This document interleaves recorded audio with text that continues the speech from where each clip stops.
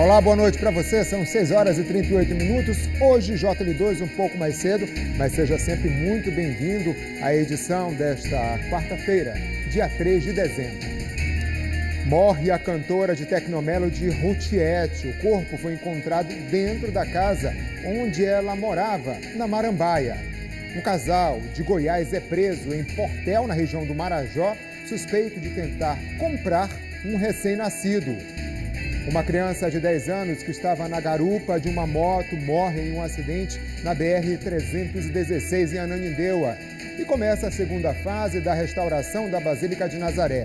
Agora as obras serão na fachada e no telhado do santuário. Tudo isso a partir de agora, aqui no JL2.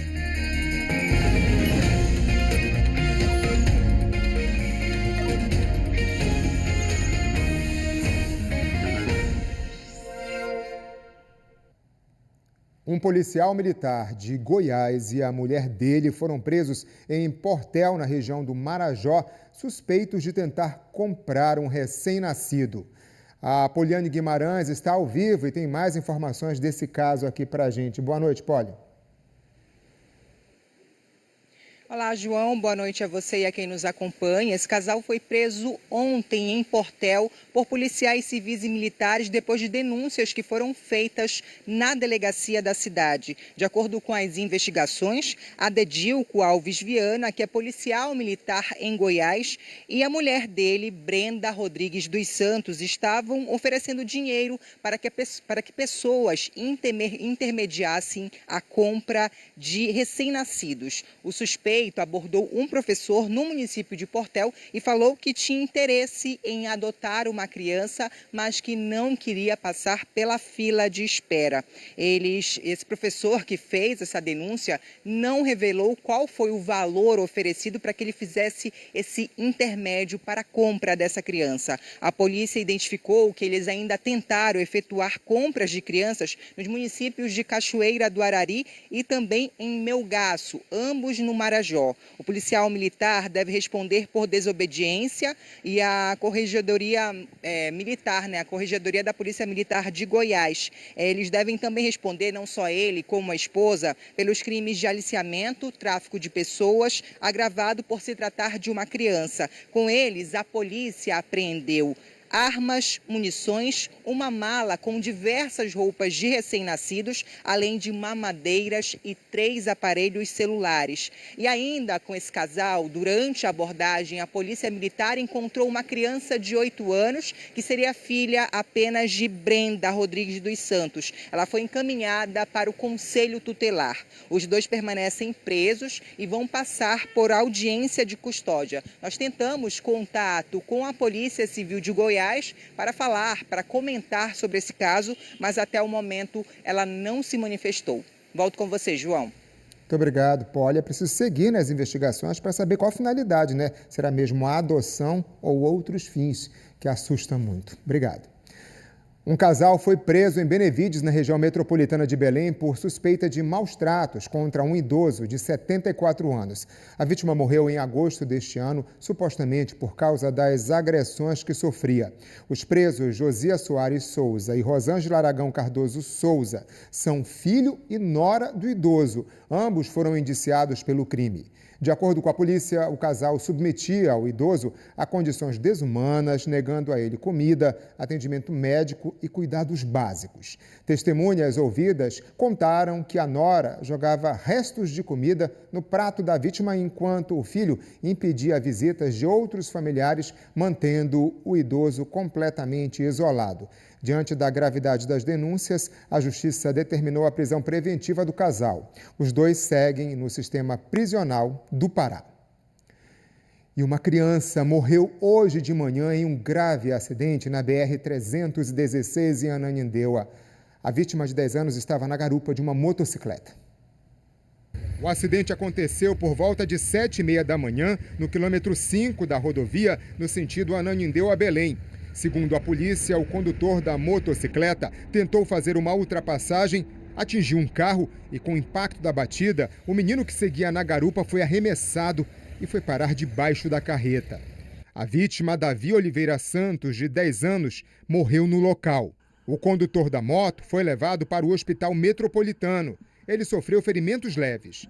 O motorista da carreta foi conduzido por policiais à seccional de Ananindeua para prestar depoimento.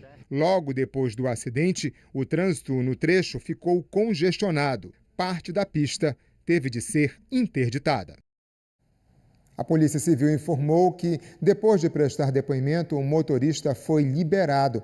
Ele permaneceu no local e, por causa disso, não houve prisão, conforme determina o Código de Trânsito Brasileiro. Imagens de câmeras de segurança da área serão agora analisadas para ajudar nas investigações. Mais testemunhas serão ouvidas. A família dessa criança, nossa solidariedade por essa perda tão dolorosa, né? Olha, 5 acusados de 4 homicídios em Icoraci em 2022 estão sendo julgados em Belém. A primeira testemunha foi ouvida hoje, um segurança que sobreviveu ao ataque. Os 5 réus se sentaram bem no meio do tribunal, entre os jurados e o juiz. Eles são acusados de 4 homicídios qualificados, uma tentativa de homicídio e roubo de veículos. O julgamento começou às 8h30 da manhã no Fórum Criminal de Belém. Ao todo, 16 testemunhas foram ouvidas. A primeira testemunha ouvida hoje foi justamente o segurança que sobreviveu ao ataque. O sargento da Polícia Militar fazia uma renda extra trabalhando na feira da 8 de maio em Icoraci. Durante um depoimento longo de quase 1 hora, ele contou ao júri que os réus fariam parte de uma organização criminosa que queria dominar a feira e que já vinha sofrendo ameaças. A acusação trabalha com esta tese. Se condenados, os réus podem receber uma pena entre 50 e 70 anos de prisão. Foi uma tentativa assim, de controle da área por uma facção criminosa que queria cobrar os valores dos comerciantes. No dia 30 de novembro de 2022, criminosos chegaram na feira da 8 de maio em Icoraci, em 2 carros roubados. No local, trocas de tiros com os seguranças resultaram na morte de 3 vigilantes e um feirante. Logo em seguida, os bandidos fugiram e foram perseguidos pela polícia militar. Em um novo confronto, 2 criminosos morreram. Os 5 réus julgados nesta quarta-feira estão presos, 2 em presídios de segurança máxima. As defesas de todos eles negam a participação nos crimes. Eles não participaram desse fato. Eles estavam onde? O Fabrício estava na residência dele, o Lucas também. Inclusive, o Lucas ele era monitorado eletronicamente na época. Tem o relatório do monitoramento dele demonstrando que ele nem em Icoraci foi. A polícia fez uma suposta perícia no celular que foi encontrado com outra pessoa e trouxe meu cliente para essa cena do crime. A tese de defesa é negativa de autoria, tendo em vista que esses fatos ocorreram em novembro de 2022. Na época, o acusado já se encontrava preso no Rio de Janeiro. Até o momento, nem a vítima o reconheceu do local do episódio e nenhuma das testemunhas conseguiram reconhecer o mesmo de qualquer fato que tenha ocorrido, seja roubo de carros ou seja de qualquer outro tipo de participação. Segundo o Ministério Público, 16 pessoas estariam envolvidas no tiroteio da feira da 8 de maio. Mas até hoje, apenas estes 5 acusados foram a julgamento. Ao todo, participaram dessa empreitada cerca de 16 pessoas, mas assim foram denunciadas, pedido julgamento 10, mas hoje só estão 5 aqui sendo julgados. E as outras 5 estão aonde? Outra é uma parte foragida, como eu falei, e creio 2 falecidos. O julgamento será retomado a partir de amanhã. O ICMBio, com apoio da Polícia Militar e da Segurança Florestal, realizou mais uma fase da Operação Carajás. O objetivo é combater o garimpo clandestino e a extração ilegal de madeira em uma área de proteção ambiental no município de Parauapebas, no sudeste do estado. A força-tarefa flagrou os garimpeiros em plena atividade. Com a aproximação dos agentes, os suspeitos fugiram pela área de mata, abandonando equipamentos. Toda a estrutura utilizada pelo grupo criminoso foi destruída. As imagens gravadas durante a operação reforçam um cenário de destruição já identificado no dia 8 de novembro, quando a primeira ação foi realizada na mesma área. É possível ver grandes faixas de floresta derrubadas, solo revolvido pelas máquinas e rios importantes da região tomados pela lama, resultado direto da atividade legal. Segundo o ICMBio, a poluição afeta todo o ecossistema local e prejudica comunidades que dependem desses cursos d'água para sobreviver. A operação foi realizada sem confrontos. Segundo as equipes de fiscalização, o avanço do garimpo ilegal na APA do Igarapé Gelado tem sido recorrente e a região continua entre as mais pressionadas por infrações ambientais no sudeste do Pará.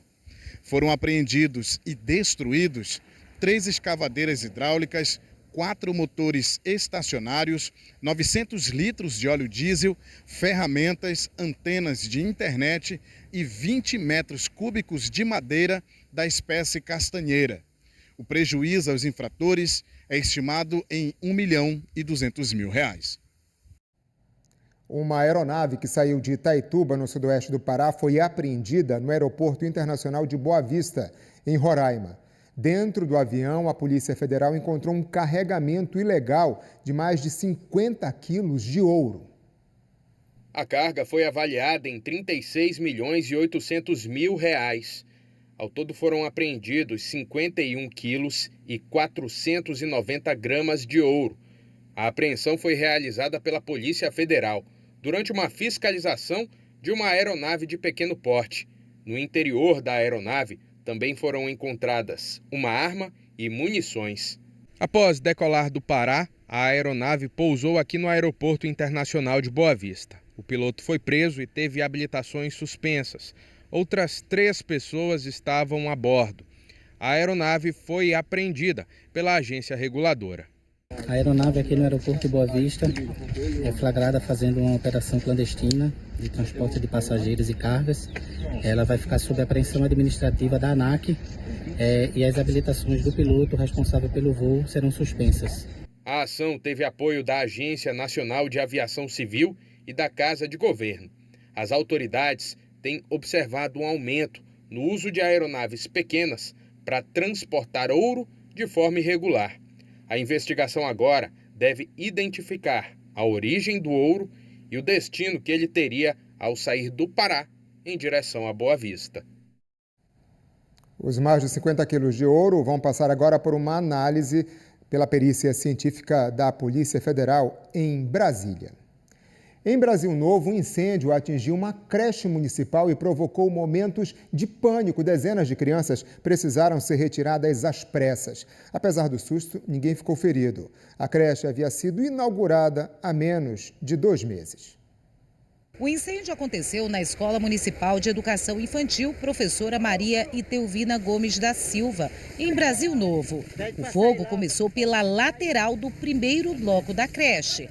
Havia dezenas de crianças no prédio, além de professores e outros servidores da educação. Apesar do susto, ninguém se feriu. Todos conseguiram sair do local em segurança. A Prefeitura de Brasil Novo enviou carros-pipa para combater o fogo, que foi rapidamente controlado. As equipes do município, com a ajuda de voluntários e da Polícia Militar, conseguiram evitar que as chamas se espalhassem pelo restante da estrutura. Equipes do Corpo de Bombeiros de Altamira, que fica distante 46 quilômetros de Brasil Novo, foram acionadas e conseguiram chegar ao local meia hora após o início do incêndio. Os bombeiros constataram que o fogo já havia sido extinto. O incêndio teve início no forro de uma das salas, em uma área de 200 metros quadrados. Os funcionários agiram rápido e garantiram que toda a escola fosse evacuada, o que evitou qualquer tipo de vítima. A equipe dos bombeiros realizou uma inspeção detalhada no prédio e confirmou danos à estrutura do telhado e do forro, que ficaram parcialmente destruídos. A área foi isolada para garantir a segurança. A creche foi inaugurada em outubro deste ano. O secretário municipal de Educação de Brasil Novo informou que há a possibilidade de o fogo ter começado pela rede elétrica. Ainda bem que ninguém ficou ferido, né? Agora é conseguir reformar aí essa creche porque a comunidade precisa. E a gente quer saber aqui sua opinião sobre as notícias do dia. É só pegar o seu celular e apontar para esse QR Code que está agora aí na tela ou então cadastrar o número do nosso WhatsApp aí no seu telefone. Amigo, tem um número cadastrado na agenda, né? Então faça isso. Aí é só mandar sua mensagem que logo mais ela pode ser lida aqui no JL2. Veja no próximo bloco, a cantora paraense Rutiete é encontrada morta dentro de casa, no local onde ela morava, no bairro da Marambaia, em Belém. E um projeto do Ministério Público do Pará está entre os vencedores da 22ª edição do Prêmio Inovare. São 6 horas e 54 minutos. Temos imagens aqui do início da Avenida Presidente Vargas, bem perto do Boulevard da Gastronomia. Voltamos já. Ricardo é mais uma vítima fatal de Jax. E Dani decide revelar a verdade sobre todos os crimes dele. Eu achei que você queria saber quem é o assassino do Abel. Hoje, mais cedo, 7h15, Dona de Mim. Começou a promoção fim de ano Açaí. São 8 milhões em compras grátis. Nas compras acima de R$20, é só informar o seu CPF ou CNPJ direto no caixa e concorrer a milhares de compras grátis na hora. Vem pro fim de ano Açaí.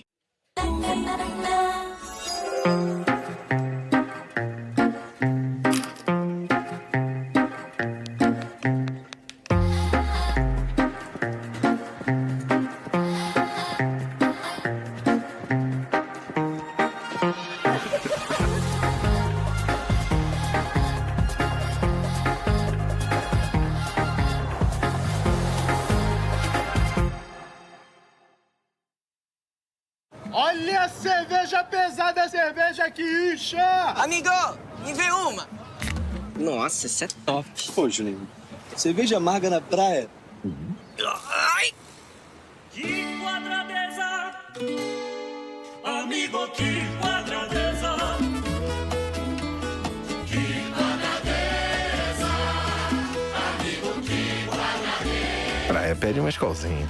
A cerveja que desce é redonda. Beba com moderação. Mais qualidade, mais ofertas. O Líder tem sempre mais. Coxão mole Xande dentro, R$ 38,60 ao quilo. Coxa e sobrecoxa de frango congelado, R$ 9,29 ao quilo. Feijão rajado Jerônimo, R$ 4,85 ao quilo. Biscoito creme cracker Marilã, 350 gramas, R$ 4,79. Lava-roupa em pó brilhante, limpeza total, 2 quilos e 200 gramas, R$ 23,95. Líder, tudo num só lugar pra você. O governo do Pará traz para Belém o melhor da música gospel do Brasil. Vem louvar Pará nos dias 4 e 5 de dezembro no estacionamento do Mangueirão. Um evento que vai marcar a sua vida. Com Aline Barros, Isadora Pompeu, Maria Marçal, Jefferson Suelen, Alice Roberto e Fernandinho. Não dá pra perder. Entrada franca. Vem louvar Pará. Te vejo lá.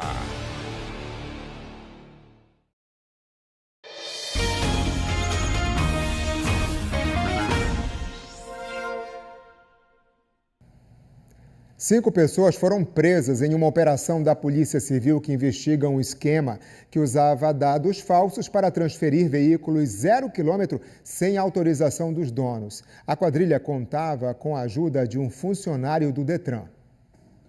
Os mandados de prisão e de busca e apreensão foram cumpridos em Belém e Ananindeua.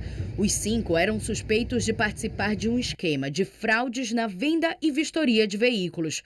Segundo as investigações, eles atuavam nos estados do Pará e de São Paulo. O esquema fraudulento também contava com a participação de funcionário do Detran. A fraude funcionava assim: veículos 0 km eram transferidos para outras pessoas sem o consentimento dos proprietários, tudo com pagamentos irregulares feitos ao vistoriador credenciado no Detran. Ele inseria dados falsos dos carros nos laudos, juntando fotografias da internet ou de concessionárias, mas os veículos nunca chegaram a entrar na sede da vistoria.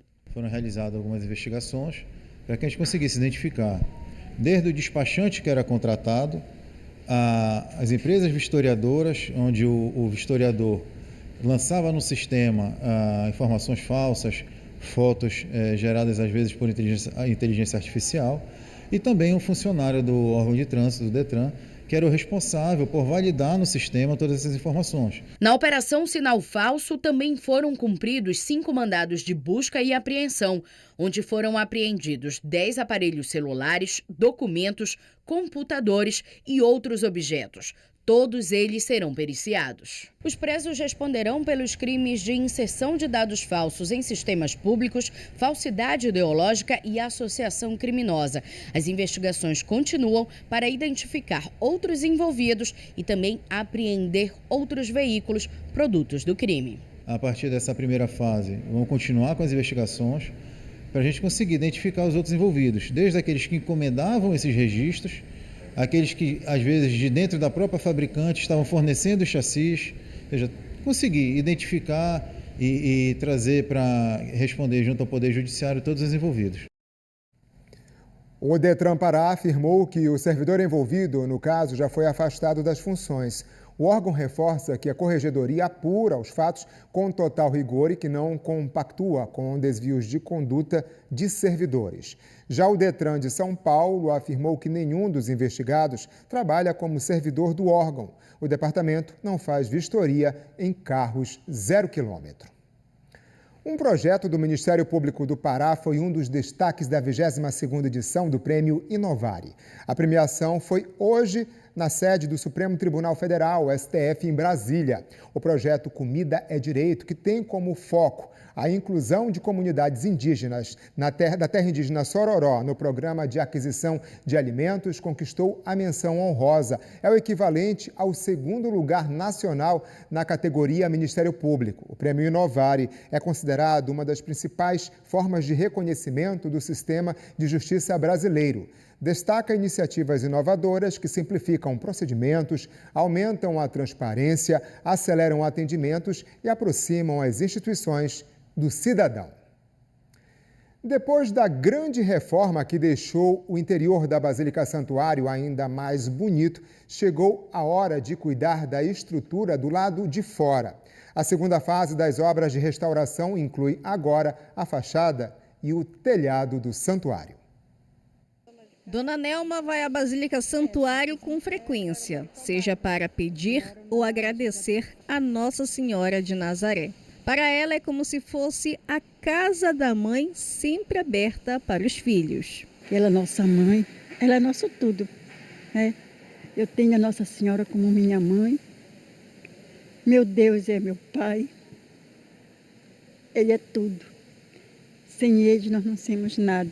Para muitos devotos, o Santuário Mariano em Belém é um espaço de acolhimento e oração. A igreja vem passando por diversas etapas de restauração. Em setembro deste ano, a área interna foi entregue totalmente reformada e ampliada. Estava precisando, viu? Anos que precisava fazer uma limpeza, uma reforma. Graças a Nossa Senhora que foi feito. Está cada vez melhor, né? As melhorias avançam e agora é a vez da fachada receber uma série de intervenções estruturais e visuais. Os andaimes já estão montados. Agora a gente inicia a segunda fase do projeto, a segunda etapa da obra, que é a recuperação de toda essa parte externa da Basílica, com a pintura, com a recuperação de toda a fachada, onde a gente já pode observar a instalação dos andaimes, a recuperação também do telhado, né, de toda a cobertura da igreja. E a gente tem também a construção de uma nova subestação. É um equipamento importante, né, para a segurança, para a distribuição de energia da Basílica e da cripta. As obras iniciaram pelo corredor lateral externo da Basílica Santuário. Na área interna, os restauradores se concentram na recuperação do órgão, de estruturas de madeira e das portas em bronze, que estão desgastadas pela ação do tempo. Mesmo com as obras em andamento, a Basílica Santuário permanece aberta ao público. A execução dos trabalhos nas entradas foi organizado para que os visitantes consigam ter acesso ao interior da igreja. Todo esse trabalho ele é feito com muita cautela, para que a gente garanta esse processo, né, do trabalho, e também que a circulação, a segurança para a circulação das pessoas. A nossa igreja vê-la mais bonita e ela está linda. é muito importante. E a previsão é que essas obras de restauração aí na Basílica Santuário terminem no primeiro semestre do ano que vem. A polícia prendeu 2 suspeitos de envolvimento nos crimes de estelionato, falsidade ideológica e fraude financeira. O prejuízo de várias vítimas somaria mais de 3 milhões de reais. Os alvos foram Leonardo Cardoso Macedo e Carlos Wagner Fecuri Júnior. Os mandados de prisão preventiva foram cumpridos esta manhã, em Belém e em Barcarena. É Leonardo quem aparece neste vídeo. Ele atuava como consultor e assessor financeiro. Dava orientações sobre como aplicar o dinheiro de forma segura e rentável. Mas, de acordo com as investigações, por trás da assessoria estaria um golpe. Os investigadores aplicavam os recursos. A promessa era de um lucro mensal garantido. Em troca, recebiam como garantia de pagamentos as CCBs, cédulas de créditos bancários. Uma espécie de confissão de dívida formalizando o compromisso de pagamento. Mas ao serem apresentadas nos bancos, vinha a surpresa. Elas eram falsas. Segundo a polícia, Leonardo Cardoso Macedo emitiu dezenas de CCBs que movimentaram algo em torno de 3 milhões de reais. O principal beneficiário seria Carlos Wagner Fecuri Júnior, que teria recebido cerca de 2 milhões de reais do golpe. Entre os crimes apontados pela polícia estão estelionato, falsidade ideológica, falsificação de documento público e fraude financeira. As investigações continuam para identificar e responsabilizar outros possíveis envolvidos no esquema criminoso. Os presos foram conduzidos para as unidades policiais de Barcarena e para a sede da Delegacia do Consumidor em Belém. Eles seguem à disposição da Justiça. Nós não tivemos acesso à defesa dos dois. E morreu hoje, aos 49 anos, a cantora Rutiete. A artista foi encontrada morta na casa onde morava, no bairro da Marambaia, em Belém. As circunstâncias da morte são investigadas pela polícia. Foi nesta casa, na rua Paulo Freire, no bairro da Marambaia, que a cantora paraense foi encontrada morta pela própria irmã no fim da manhã de quarta-feira. De acordo com a família, que preferiu não gravar entrevista, Rutiete estava no chão, deitada de bruços. A informação foi confirmada no perfil oficial da artista nas redes sociais. O texto da publicação diz que ainda não se tem pistas do que pode ter causado a morte. Polícias militar e científica estiveram no local. Depois da perícia, a casa foi trancada e o corpo da cantora levado para o IML. No local, parentes e amigos aguardavam a liberação do corpo. A cantora, que tinha 49 anos, fez sucesso nos anos 2000. Reconhecida como um dos grandes nomes da música romântica paraense, ela imortalizou sucessos como Viver de Ilusão e Amor da Minha Vida, Eterno Amor, que marcaram gerações. Em nota, a Polícia Civil informou que as circunstâncias da morte de Ruth Gomes dos Santos são investigadas sob sigilo pela Delegacia de Feminicídio. Imagens de câmeras de segurança da área, depoimentos de testemunhas e perícias devem auxiliar nas investigações.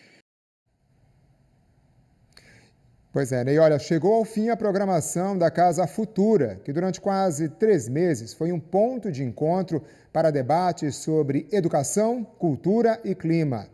Ao longo da temporada na capital paraense, a Casa Futura promoveu minicursos, oficinas e rodas de conversa. Também recebeu 20 estudantes que participaram durante 2 semanas de uma intensa imersão nos bastidores da televisão, com atividades que envolveram a criação de roteiros, produção, gravação e edição. Isso tudo gerou documentários que abordam iniciativas sustentáveis e a resistência de territórios amazônicos ao racismo ambiental. Os filmes chegam no dia 8 de dezembro às telas do canal Futura e estarão disponíveis gratuitamente no Globoplay. Agora é hora do esporte. Depois de uma temporada marcada pela superação, o meia azulino Jaderson está curtindo a nova fase. Recém-casado, o jogador espera agora o nascimento da filha. Um sorriso que transmite o que foi 2025 para Jaderson. Uma temporada de superação. O sentimento é de alegria, né? De tudo que eu passei, de tudo que eu tive que passar. Eu tive que dar uma pausa, bem dizendo, na minha carreira, né? Por causa de um momento muito difícil, né? Que eu passei. 7 de maio, final do Campeonato Paraense, jogo de ida. Remo e Paysandu no Mangueirão. Jaderson se choca de cabeça com o Ovídio, zagueiro bicolor. O meia azulino sai de ambulância. Ficou uma semana internado na UTI com uma lesão cerebral. O retorno aos treinos foi gradativo, precisando usar um capacete especial. Voltou a jogar no dia 29 de junho, na vitória sobre o Atlético fora de casa por 2-1. Depois de um susto e retornar ao futebol, o Jaderson deu um grande passo fora dos gramados. Bem estabelecido em Belém, ele começa a formar uma família na cidade. Na espera do nascimento de uma filha, se casou recentemente com uma paraense. Minha esposa foi a mulher que esteve comigo no pior momento que eu passei na minha vida. Ela estava ali comigo no hospital e todo momento ali, não deixava eu desanimar, sempre acreditava em mim. Então acho que esse momento é muito feliz para mim. Como você falou, já me sinto um paraense agora. Então tenho uma família aqui. Graças a Deus agora eu vou ter uma filha com a mulher que sempre esteve comigo, com a mulher da minha vida. Então estou muito feliz. Acho que hoje eu falo que eu sou um homem realizado, né? Não é para menos, né? É um dos poucos atletas do elenco que fizeram parte dos 2 acessos consecutivos do clube. Aliás, o meia já sentia que isso aconteceria, graças à força da torcida azulina. Não tem o que falar, né? Eles são o 12º jogador para nós, então eles apoiam 90 minutos e não foi diferente no final de semana. Eles estiveram ali com nós, nos apoiando e acho que desde que eu cheguei no estádio eu já vivenciei o acesso da Série C para a Série B. Acho que foi semelhante tudo que estava acontecendo. Quando entrei em campo também, parecia que eu estava vivendo de novo mais um acesso e ali eu estava muito confiante, eu sabia que ia dar certo. Agora o momento é de relaxar, tirar um mês de férias. Com mais 2 anos de contrato com o clube, Jaderson já projeta a próxima temporada pelo Leão, jogando na elite do Brasileirão. Desde que eu tive a oportunidade de renovar com o Remo, era um só objetivo, era botar o Remo onde ele merece, que é entre os grandes. Então meu objetivo está cumprido e agora é desfrutar desse momento, é estar com eles ali onde eles merecem. E como você falou, tenho contrato até 2027, quero cumprir, quero ficar aqui e quero viver esse momento assim que eles estão vivendo esse ano, eu quero estar vivendo com eles. Que seja um ano especial e saúde na chegada da filhona. O Remo estreou hoje na Copa São Paulo de Futebol Júnior Feminina, a Copinha. É a primeira participação de uma equipe do Norte na competição. As Leoas enfrentaram o São Paulo. O jogo terminou agora há pouco. Pena que as meninas paraenses perderam por 5-0. O Remo entra em campo novamente sábado, às 6 da tarde, contra o Bragantino. E você vê alguns lances agora aí da partida. Vamos aos comentários aqui, sua participação sempre muito bem-vinda no JL2. Éder, de Barcarena, é triste ver uma pessoa da lei que tem por obrigação cuidar do bem-estar da população estar envolvida em um suposto tráfico de crianças. Está se referindo à situação investigada lá na Ilha do Marajó a respeito de um policial de Goiás que teria dado dinheiro em troca de uma criança. Isso está sendo apurado, Éder. Vamos lá, o Arlindo Costa, boa noite para você. Até quando vamos ver as florestas rasgadas ao meio por esses bandidos? Tem mais é que destruir esses equipamentos e a cadeia do garimpo ilegal. Arlindo está se referindo à operação que mostramos hoje aqui no JL2, porque, Arlindo, além de todo o mal que causa ao meio ambiente, tem a questão da poluição hídrica dos rios, né? E aí isso causa também sérios problemas de saúde para toda a comunidade no entorno. O Amarildo aqui, boa noite para você, Amarildo. A música paraense perde uma grande voz, artista de nome que encantou a todos com sua voz. Deus conforte sua alma e console os familiares e fãs. Amarildo de Castanhal está se referindo à morte da cantora Rutiete Tecnomelody. O corpo dela foi encontrado na casa, hoje na Marambaia. Rony, boa noite. Muito triste o que aconteceu com a cantora Rutiete. Eu gostava muito das músicas dela. Que Deus conforte o coração dos familiares. Rony, lá de Coraci, a gente lamenta também a perda para todos os familiares e fãs, admiradores, como o Rony, das músicas de Rutiete. O JL2 de hoje fica por aqui. Muito obrigado pela sua companhia. A gente volta a se ver amanhã, de volta ao nosso horário normal. Até lá.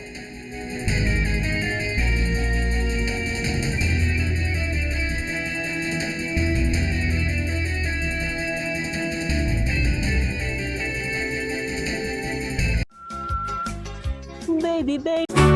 Um bom dia pra quem acorda de camisa 13. Se liga no Globo Esporte, no Esporte, Cultura e Jogo Aberto às vezes. Esse é o futebol paraense, pra quem é remo pesando. Pra todos os times do meu Pará, estamos de volta, cara, uma parada.